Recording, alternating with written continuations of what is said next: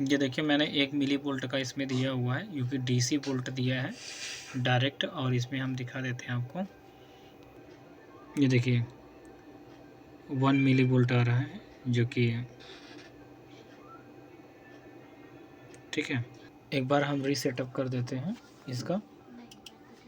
Auto पे लेने पे ये ऑटो पे नहीं लेता है, ठीक है। यानी कि आपका 20 के ऊपर है मिली वोल्ट रहेगा तभी आपका लेगा ऑटो पे, नहीं तो नहीं लेता है, ठीक है।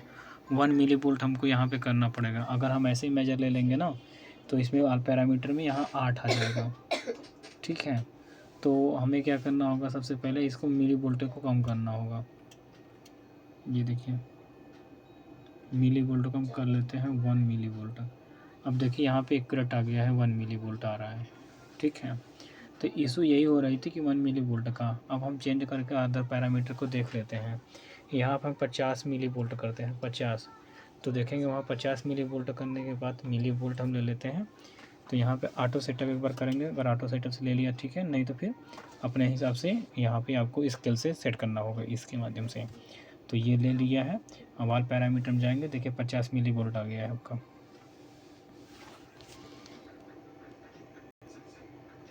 अब हम लेते हैं यही 500 मिली वोल्ट पे, 500 मिली वोल्ट, ये 500 मिली वोल्ट ले लिए। अभी हमको ऑटो कर लेते हैं, ऑटो कर लिए। अब हम मेजर पे जा कर के ऑल पैरामीटर पे चेक कर लेंगे। ये 500 मिली वोल्ट यानी 488 आ रहा है इसमें, ये आप देख पा रहे हैं।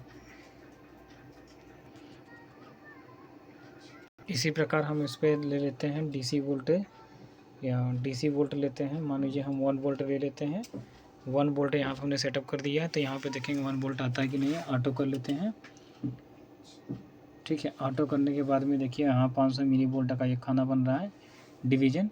तो हम इस पे चले जाते हैं, मेज़र पे चलेगा, ऑल पैरामीटर पे, यहाँ पर 1 वोल्ट आपको दिखाई दे रहा है, ये 1 वोल्ट आ गया है, ठीक है। इसी प्रकार हम देख लेते हैं इसमें 10 वोल्ट देते हैं, 10 वोल्ट कर लेते हैं।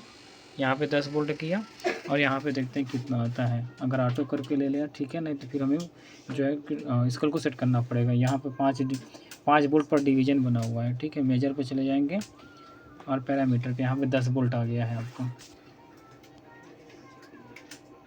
मॉडल है MSO 3504E।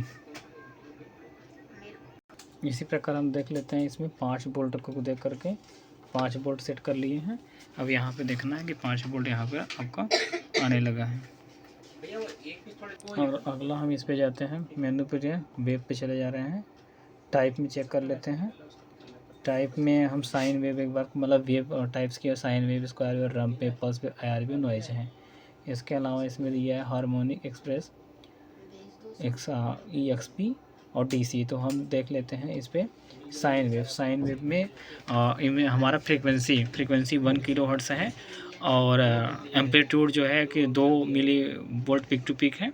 ऑफसेट वैल्यू जो है 5 वोल्ट का लिया गया है। तो हम इसमें चेक कर लेते हैं। एक बार हम जो है ऑफसेट साइन वेव पे क्लिक करें, पराम पे आ गया। फ्रीक्वेंसी एम्पलीट्यूड हमको सेट करना है ना, तो मान लीजिए हमने ऑफसेट हम ले लेते हैं यहाँ पे 10 मिली वोल्ट का, ठीक है। 10 मिली वोल्ट का हमने ऑफसेट लिया है। तो यहाँ पे ऑटो कर लेते हैं, एक बार 10 मिली वोल्ट देखते हैं शो कर रहा है कि नहीं कर रहा है, ठीक है। ऑटो पे चलेगा, यहाँ पे देखिए समथिंग आ गया 11.4 मिली वोल्ट आ रहा है। मिनिमम इतना है, हाईएस्ट इतना आ रहा है। जितना मिली वोल्ट आएगा उतना इसमें शो करता रहेगा। और डिपेंड करता है, अगर मान लीजिए हमने एम्पलीट्यूड ले लेते हैं, जैसे ही एम्पलीट्यूड हम चेंज करेंगे, एम्पलीट्यूड मान लीजिए यहाँ कर देते हैं 5 ले लेते हैं, दोनों का 5 मिली वोल्ट ले लें, पिक टू पिक ले लेते हैं। तो देखिए परिवर्तन कुछ चीज़ें होंगी।